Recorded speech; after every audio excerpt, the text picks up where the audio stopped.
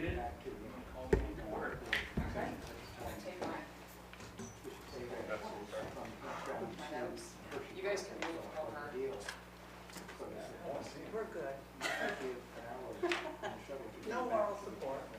All right, it's 5:38. We'll call given that we've got the Arlington School District Board of Directors here, we'll call the Arlington School District Board of Directors meeting to order. This is an informational meeting regarding the budget. I'm going to somehow get myself organized. Wasn't planning on having to hold the phone. Let me see if I can find it. Oh, that would be good.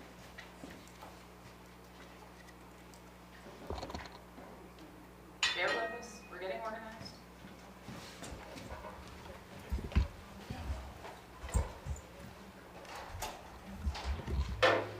So can I just leave that there? Okay, all right. Hi, Dan. Hey.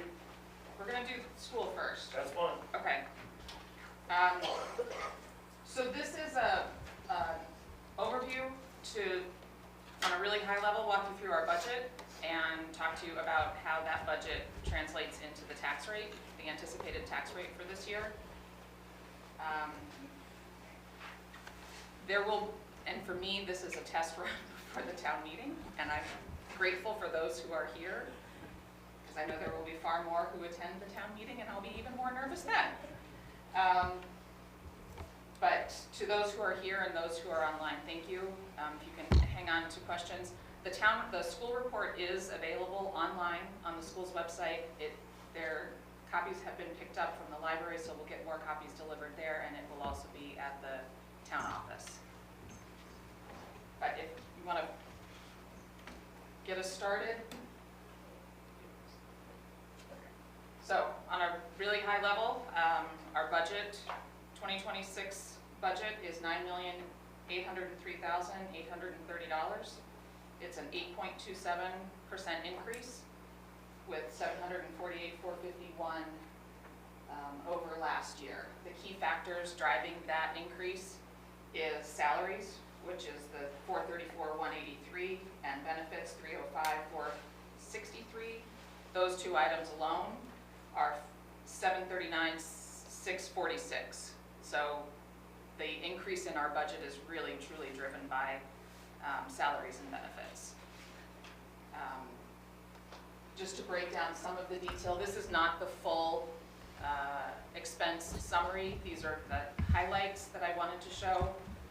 That salary number, we've got a 9.95% increase in salaries, 8.07 in benefits. Operations is down slightly. Our tuition number, that $237,461 is, so any school choice town that sends students to Arlington, those towns pay tuition. So that's the tuition. No, that's income.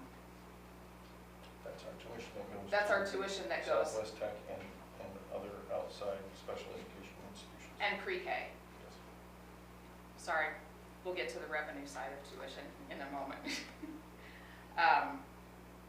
But what I did want to highlight here on this slide in particular was the bottom portion. So the 8.27, the 9 million is what the town will be voting on as the budget. The pieces that we've pulled out there are to highlight the students that we send to Southwest Tech, we pay tuition for, to the tune of about $30,000 per student for them to attend and take advantage of the resources that are available. They're great resources. They are programs that we don't offer here.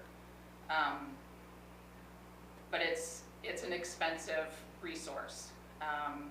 We have had some conversations with the board, and we'll be looking at that number. It's a lot of money. I think if our cost per student was $30,000, we'd have people in the community up in arms. So we're going to take a look and work with Southwest Tech to really understand how we can create some meaningful, cost-effective programs for our students. So again, 9.95% salary increase, 18.07 for benefits. The statewide percentage increase for benefits is 11.5%. So the negotiated rate for benefits is an 11.5% increase, as that translates into us for the people who take advantage of our benefits. That 18% is the increase in our budget. As I mentioned, the Southwest Tech, $213,000 that we pay out to there. The SVSU assessment is a slight decrease. The previous slide, it's $1,586,112. So $25,000 is not a huge, $26,000 is not a huge decrease, but what goes into our assessments is all special education, all transportation, all food service, and all of the SU administrative expenses. So what we are seeing is that those costs are stabilizing. I think we have talked for consecutive years since we have joined the SVSU about the increase in costs that we have seen. That's stabilizing, which is great for us to be able to manage our budget there. We have no changes in programs or educational resources for this next year. I think statewide, you're hearing a lot of schools talking about having to cut programs. We're not in that position right now. We're well staffed, we are well programmed, and we don't anticipate any changes for this next year. So big picture, nearly 70% of our budget goes to wages and benefits. Kind of see how it breaks out from there. That's fine. Budget by function, direct instruction costs are over half of our total budget. So that's budget information. What drives the tax rate? The tax rate, as we have talked about, and Todd has done a great job in explaining before, it's an incredibly complicated formula that goes into determining what the tax rate is, with very few variables that we can control. So what we can control is our budget. The other piece that factors into that is offsetting revenue. Recording in progress. And the offsetting, so now back to the offsetting revenue. That's tuition, school choice students who attend Arlington, any Sandgate student who comes here, the town pays tuition for them. Any student from a school choice community, which is Sunderland, Manchester, Dorset, any schools in the BRSU from 9 through 12, grades 9 through 12, they are school choice students. They can go anywhere they want. If they choose to come here, then those towns pay tuition here. So that's the offsetting revenue. When it talks about tuition, that's where that money is coming from. And then there is a surplus of funds from prior year that gets rolled over into the next year's budget. We've rolled that surplus over for the past 2 years. It's about $325,000 that gets rolled over at the end. So here's a breakdown of what that looks like. The calculation as it goes is oh, I'm sorry, I skipped over go back a second. So overall budget, offsetting revenue, and then there's the long-term weighted average daily membership. That's not the head count of the students that we have in the building. It's a formula based on the students that we have in the building, and then some weighted factors for poverty, for English language learners, for rural schools. They have created a different calculation that provides additional weights and therefore additional funding. So when you see our long-term weighted ADM numbers, that's not bodies in the building. That's a calculation of bodies in the building and what they have determined to be kind of costs to provide education for the students that we have in the buildings. Property yield set by the state, we'll go into that in more detail, and then the CLA. Again, we don't have control over that, but it has a huge impact on how our tax rate is set. And I'll go into that more in detail in just a minute. Okay, now to this slide. So the calculation is expenditures minus offsetting revenue, which gives us our education spending. Then we have our long-term weighted ADM, 635. We don't have 635 students in our building. We have about 350 students in our building. So you take education divided by the long-term weighted ADM, that gives us a cost per student, cost per weighted ADM. That then is the estimated property yield is a number that is set by the tax commissioner. We don't have influence over how that gets set. Property yield divided into the long-term weighted ADM per student gives us an estimated equalized homestead tax rate. Then you bring in the CLA, which I may rely on Todd here pretty heavily, or the people I think here understand what the CLA is. It's the difference between what our grant list says for valuation on homes and what homes are actually selling for. So if we were at 100%, then the houses are selling for what the grant list says they are appraised at. So as our numbers go down, we've got a big disconnect between what, so homes are selling for significantly more than what they are currently appraised at. We've been flagged for a reappraisal. 2027 to 28. 2027 to 2028, we will have a reappraisal. So in the meantime, there's this additional calculation that goes in to determine what our actual rate is. So, what do you want to say? Is it better if the number is higher? Your most ideal CLA is 100. 100. So if you had a CLA of 100 right now, your tax rate would be $1.5688. But because you have a lower CLA, I your see. tax rate then increases to $1.63. Okay. And could I just comment on that? The rationale behind this is that the state doesn't want towns to be systematically undervaluing their grand list. You know, like the inflation, the rising hills around, and you undervalue these. That would mean your taxpayers would pay.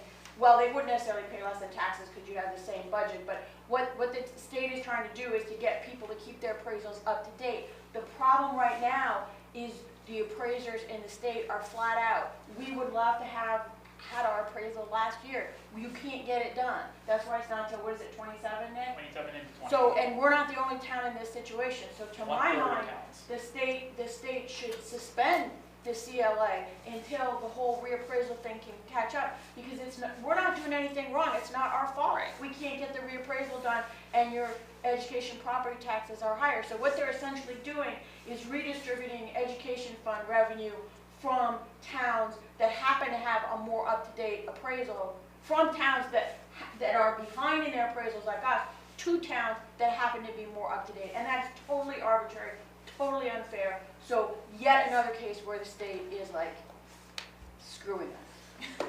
I think another very important piece here is your property yield. So last year, we estimated the tax rate to be $1.63, like it is this year. However, the legislature put one-time monies into the ed fund, which increased your property tax yield, which lowered your tax rate to what it was at $1.56. So it actually came in 7 cents lower than we anticipated last year because that yield went up. There is also currently conversations of that happening again. So if that property tax yield goes up prior to the tax rate being set, then your property taxes will go down from $1.63. The number that we get right now, that we're working with right now on the property tax yield, was set in December, and it's set based on what they're anticipating for tax rate increases and spending increases. And so what the December, this number that we're working with, the 8553, what they were looking at that point in time, it says this year's letter projects property tax bills to increase by an average of 18.5%, driven largely by forecasted 12% increase in overall year-over-year education spending.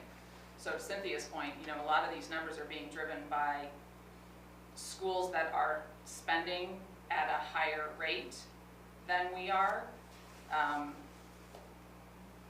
but we all help pay for everyone else's education. So we're obviously not in that category. We're not seeing an 18.5% increase in our taxes. We're looking at a 4.2% increase, and we're not looking at a 12% spending increase. We're looking at an 8% spending increase. But correct me if I'm, the property yield number is what they're setting based on what they think they're going to need to cover all the education expenses across the state. But based on their estimated current revenues. Right, So, But it's from December. right. Right, and so sometime pretty soon, they're gonna have to do something updated, and then we'll know more, but we have to vote before we get there. Right. and then I will tell you that is always the case. It's Yeah, oh, I know, always- but we don't have a final answer, so you really have to vote based on your understanding of the budget and how we can educate our children, and then the rest of it unfolds as time passes. I think the other important piece, Nicole, for you to point out here on your slide is, last year, the statewide average was a 14% increase in taxes. Ours was 5.1.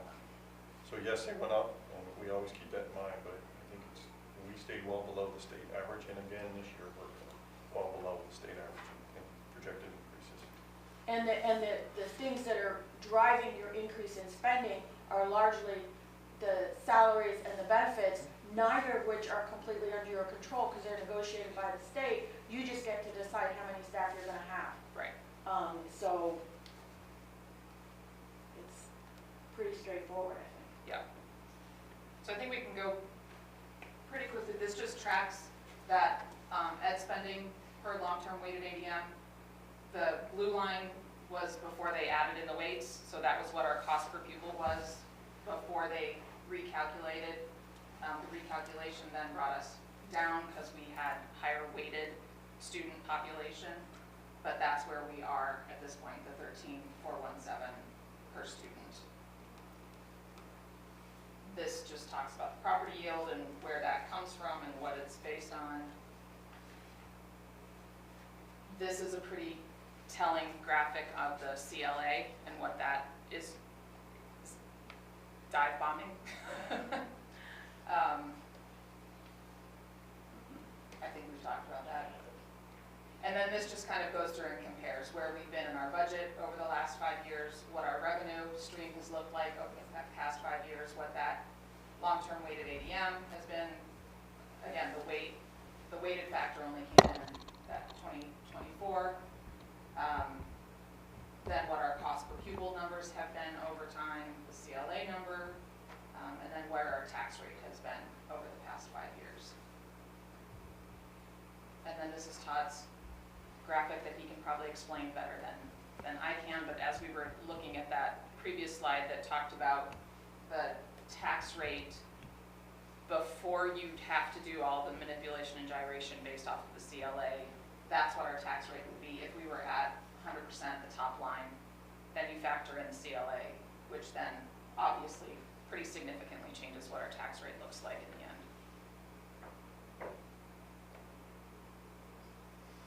That link is on the school's website. It will take you into the full annual report so that you can look through in more detail the budget information, as well as some great other details that Missy has added in for the annual report this year.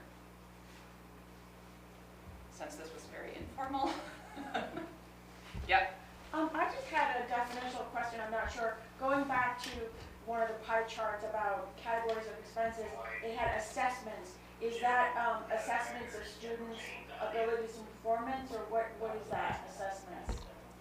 Say that again, sorry. What is assessments? There is a category of spending, Yep. assessments. So our assessments are our proportional share of the SU costs. So everything that comes within the SVSU budget, The special education, transportation, food service, Okay, okay. the business office, all of those total SU costs are then allocated out to the member districts. Okay, that makes perfect sense, but I think you might want to try to define that, because when I just see assessments, I don't know what that means. It makes perfect sense that it would be from the SVSU for those services, but I just had no idea. Yep. This will help inform me in how I present it the next Well, I think the time. SVSU, being part of the SVU is still new enough that not everybody may have, I mean, I'm sure you've had this in other years, but Yeah. everybody may not remember what it is. So. You always have a supervisory assessment, even when we were as part of BVSU. We still have that We paid assessment, an but isn't it bigger now? It's actually, it's We're- slightly bigger, but not tremendous Okay. anymore. We've kind of flatlined out. I mean, the SVSU's budget is probably about $34 million, and we pay about 1.5-ish. Yeah. That's our assessment. I know, but when we were our own supervisory union, We with still Sandy, pay the assessment. we still paid it, Yep. but how did it compare to what we pay now?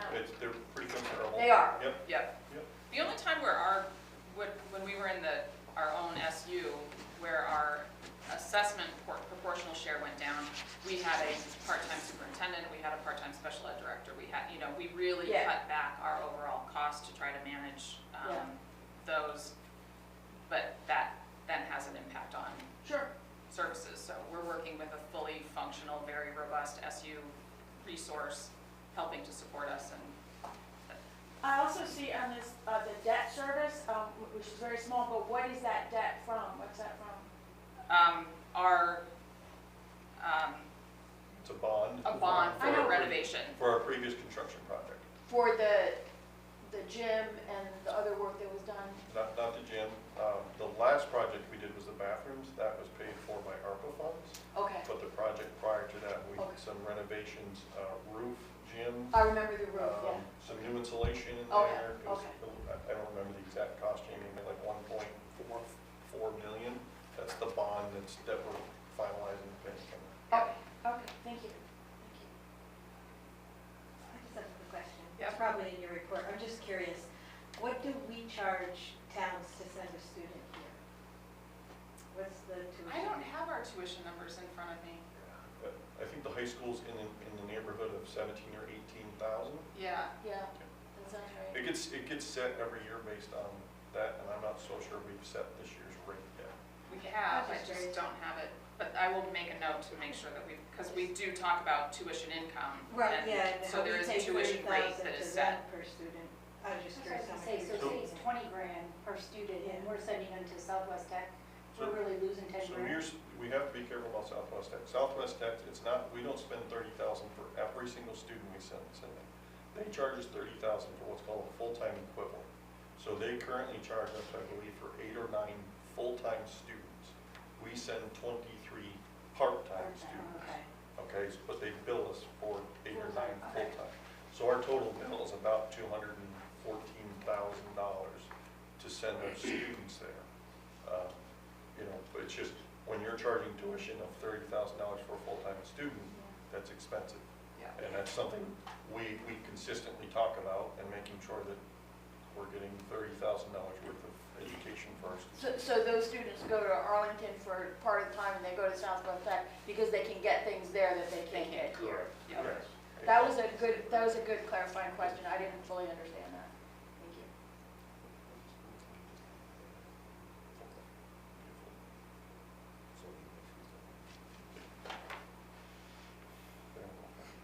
Good job. Thanks for bearing with me. You can find Nicole. Oh, thank-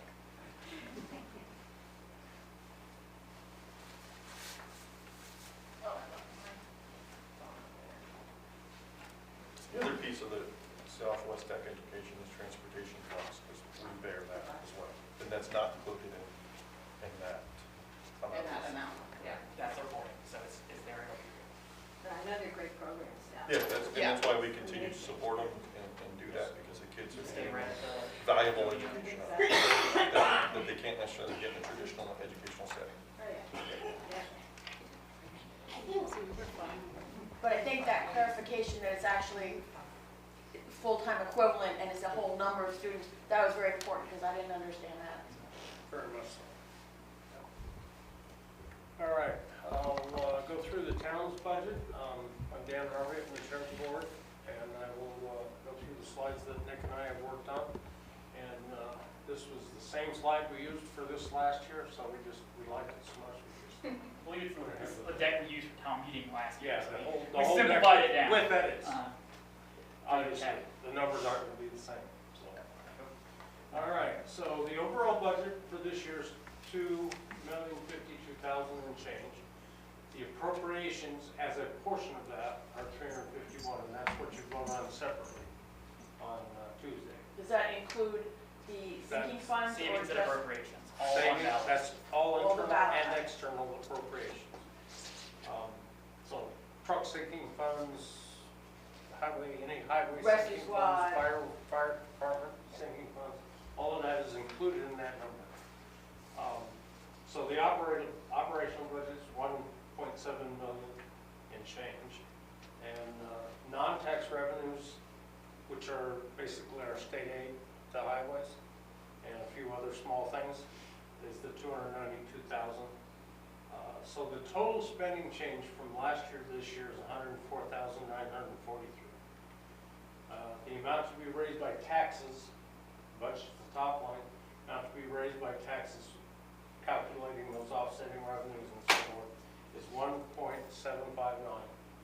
million.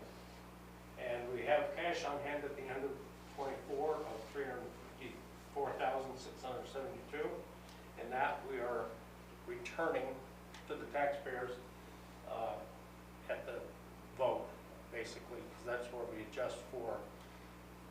Can't under budget, that's a dangerous thing to do, so we over budget slightly, and then that's where we adjust. So that adjustment takes place annually at town meeting. So the change in spending upward 5%, and the change in the rate is about 4%. So we did a comparison similar to yours, Nicole, of the last 4 years of budgets and the tax rates and the CLA. So you can see where those things have effect. So the '24 budget was not that much lower than this year's, but they were close, within 1% rate. Your tax rate is about $34,000. Correct me if I'm wrong, Todd. $34,000 is 1 cent on the tax For the town, yes. yeah, for the town's portion. So, this is just, Yeah. we'll go back to the, there we go. This is just a summary table showing the '24 budget and what we actually spent. That's where your 354,000 is returned, because it's obviously under what the operating budget was. And the property taxes that came in, our budget this year, and the property taxes anticipated for this year. So the spending by department, now there's 2 pie charts, so don't confuse them because they have little to do with each other. This is just taking the whole budget and dividing it up by department. Highway is obviously the biggest one, which that's normal for most towns our size. Administration is the next biggest, and then appropriations, which those are your choices, basically. That 5% is your individual choices on the budget. And the fire department is 14, cemetery is 1, and the park is 6. So the budget change by department, it's important to understand this is what the budget increase is, that $105,000 increase or so. This is the change upward by department. The biggest is the administration, and there's more people with different benefits in that category. That's basically why that is. Health insurance costs are a big chunk of that. Then the highway department is 30%. Appropriations, again, those are 2%, the increase in appropriation. And I think there was only 1 or 2 that increased. Is that not correct? There was exactly 2. Exactly 2. So, and if they're already on there and they want an increase, we make them petition the citizens to put it on the ballot. We don't put it on the ballot automatically. And anybody that's new that wants to get on it also has to petition. So that's what it's not insignificant, but it's 5% of the total budget. 11% is the park and rec. We have, Mostly healthcare in that. yeah, that's mostly benefits. And then the cemetery and the fire department are those other sections. So the next slide is just to illustrate, this is the total of the increase, and that's how much almost 2/3 of it is healthcare benefit change. So that whole section there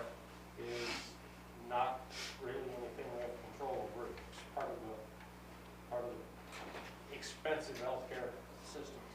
So the other expenses are just general across the board. Cash on hand, we have approximately 90 days worth of operation, and that's essentially the amount we return. Capital reserve funds, we're in pretty good shape there. We have 1.2, almost 1.3 million. In that, that's all our sinking funds allocated through various sinking funds for various reasons, and what we have, that's money in the bank saved. So the summary and financial status, according to the auditors, is sufficient to properly run the affairs of the town. So the total budget, $2,052,000, minus the appropriations, which we're returning, equals a voted budget on 1.7 million. And that's the basics. Any questions?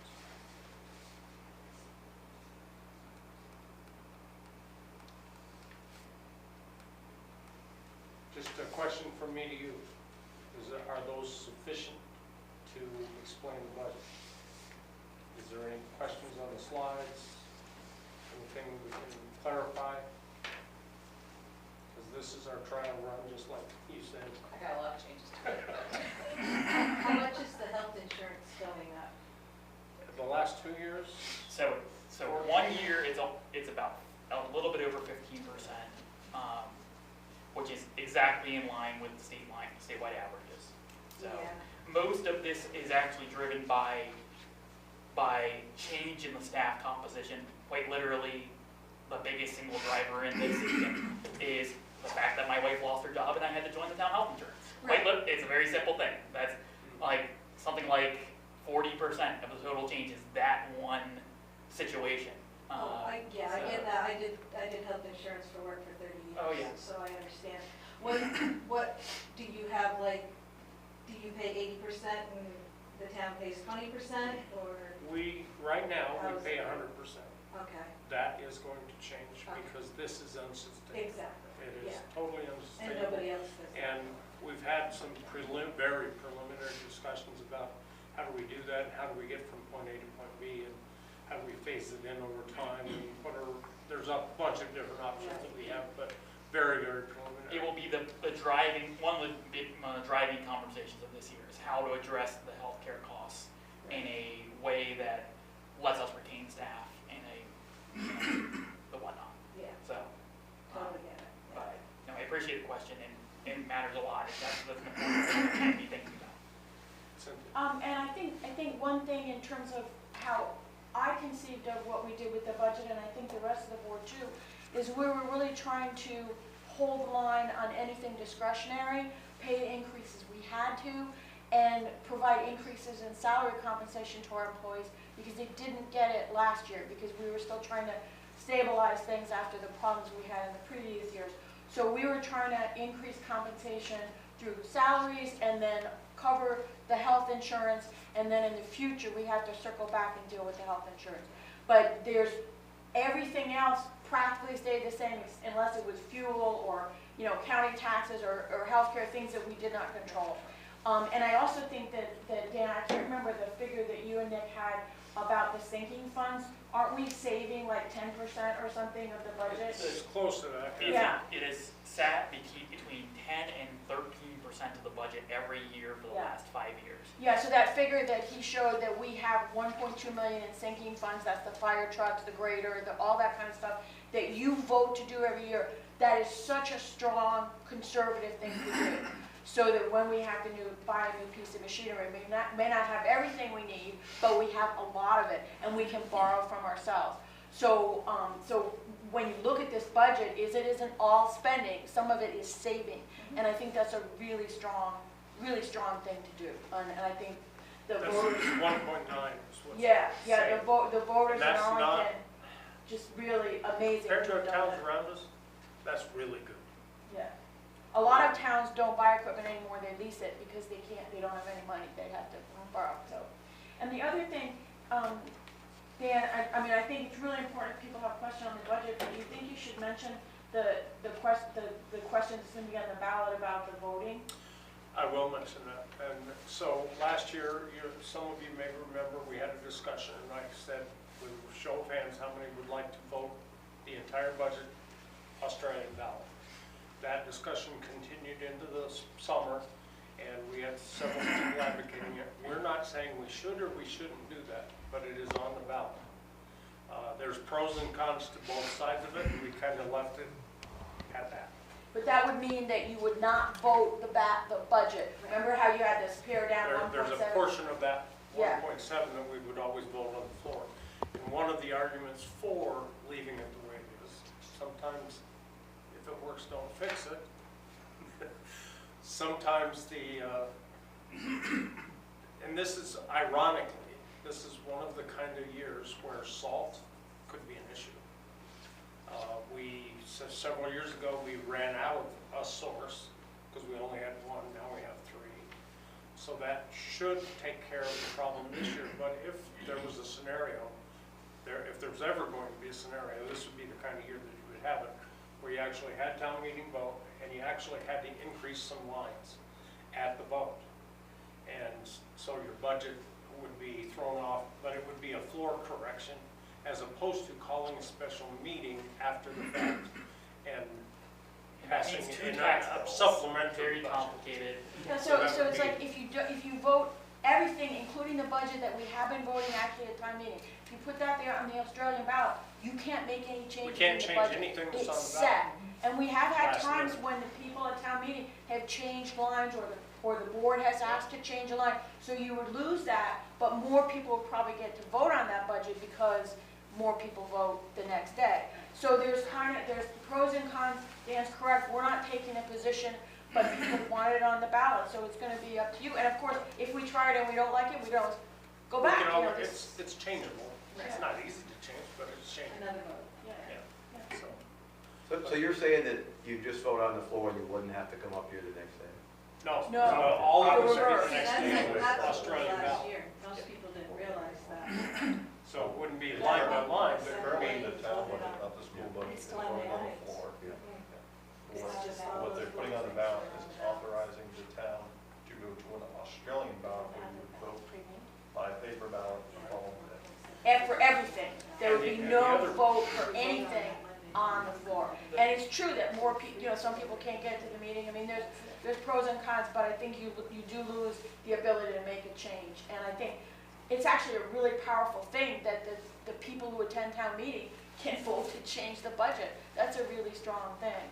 So I think we should think seriously about what we want to do, but I want people to realize that that's on the ballot. and even if it passes, it doesn't implement until next Yeah. 26. Yeah. I think the problem is most people, myself included, last year did not realize that that was the case. I do remember as a little kid coming to the gym with my dad on town meeting, and it was packed with people. Oh, yeah. And I remember that clearly, never really understood why there isn't now, so. But maybe if people understood better. But it would turn be up for the much town. more like the school budget, where it's this is the number, up or down. Yeah, And that's what an Australian ballot would bring to right. it. So some of the traditional stuff that you are recalling, Mhm. that's always been there, that's pretty much always worked, Mhm. would be lost. Not in a bad way. About 5 It years would be ago, done differently. about 5 years ago from the floor, the voters authorized more money to the fire department That's right. for Yeah. the emergency responder course, That's right. and all the equipment that went along with that. That would not happen now. And I remember about 10 years ago, maybe a little bit more than that, Linda, town treasurer, was voted an increase on the floor. We didn't raise everybody's, but somebody stood up and offered it, said, it's an important position, we want to reward that, blah, blah, blah. And it passed, right on the floor. So those kinds of things, while they're maybe outliers in the overall scheme, that would go away. You wouldn't have And that. if you had to do that, if this passed and you had to do that, it would have to be by vote again. And how much does it cost? I mean, Well, that's that's, printing the if we do a ballots. special vote to Right. address an issue that we have to correct. Right. It should cost us Each about election- $1,500 Yeah. is what I would say. If Yeah, you were to so talk to it- Robin, So that's the numbers he'll probably give you of, takes about $1,000 worth of ballots for the election plus poll workers. Is pretty much it. Yeah, yeah, we pay some poll workers, but yeah, it's like $1,000 to $1,500 for ballots. That's about how much the elections budget changes from an election year to a non-election year, for instance. So, Yes. and if you already covered these, please say you already covered it. What is the salary increases that were included in this budget, or adjustments, I'll put it that way? They varied Okay. by, generally it was 3%. Okay. Some got a raise late in the year, which we normally don't do, but they did. So theirs was slightly less in the overall because it would ended up being still the 3%. And we did have some structural, dimensionally different vertically between mostly the highway department, from the supervisor to the number 2 and number 3. And those were, we had bumped them apart a few years back, and they were starting to creep together again, so we bumped them apart again. So the supervisor got a slightly higher raise than some of the others, but they did get, they got 2 raises, but we had to go through, we went through this year reviews with everybody, and we did a structured system, and that worked pretty well, but we also showed each employee that this is their cost to be employed.